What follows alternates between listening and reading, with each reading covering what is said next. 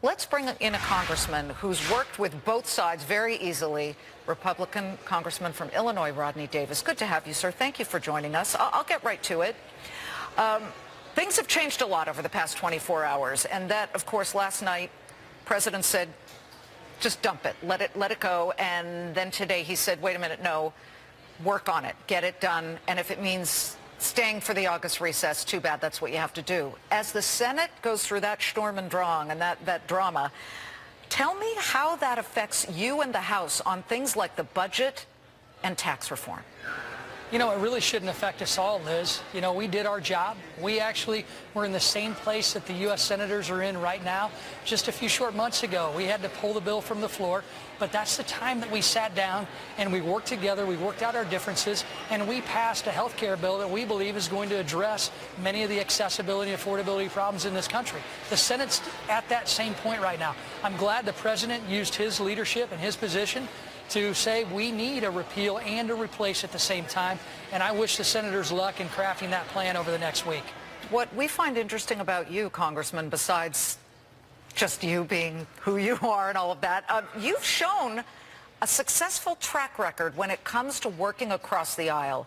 Could you whisper in your colleagues' ears, let's just bring in the Democrats, on some of these issues that you're about to tackle, because you know how to do it. 2015, you worked with Democrats to get certain parts of Obamacare rolled back, gotten rid of, so that small businesses in return could hire veterans.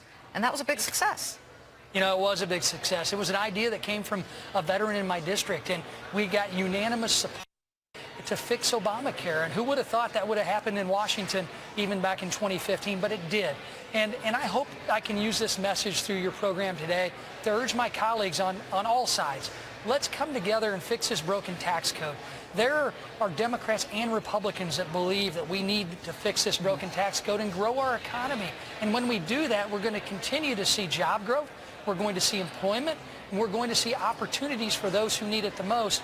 But if we get caught up in this, who's going to win today, and is the president going to be a victor in this or not, then, you know, the only people that lose are the American people. And I want to continue to be a voice to stop that action and stop inaction and have action. Which comes first, the chicken or the egg? And I'm kidding when I say that, but sort of not. Budget reform or tax reform when it comes to what you in the House plan to tackle? Well, when it comes to the budget, we want to use the budget reconciliation process to put a good tax reform package together. Because the unfortunate reality of Washington today is it's become less bipartisan.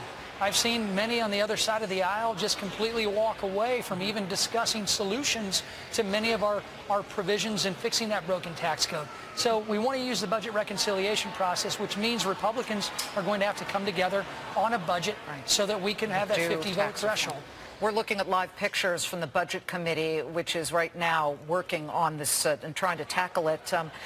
What do you feel about infrastructure? You're on the House Infrastructure Committee, and Americans on both sides would like to see some bridge building, literal bridge building, and highways being fixed, because it would put a lot of folks back to work, would it not? How close are we to that, or how far? Well, I think we can get there easily as long as we have all sides come together. I've been in the room with the president when he's talked about the need to invest in infrastructure. This is one of his priorities. But we've got to be able to come together as Republicans and Democrats. And my charge to the other party is, let's not worry about the politics. Let's actually put a good plan forward to fund our crumbling infrastructure and rebuild our roads and bridges. The president wants to do this. Let's not let politics get in the way, because we can craft that bipartisan bill. But it's going to, you know, time will tell if they're going to be willing to come to the table to do that. Well, keep us posted. Any success, you got to come here, at least even if you get close, Congressman. Thank you for joining us. Well, thank you, Liz.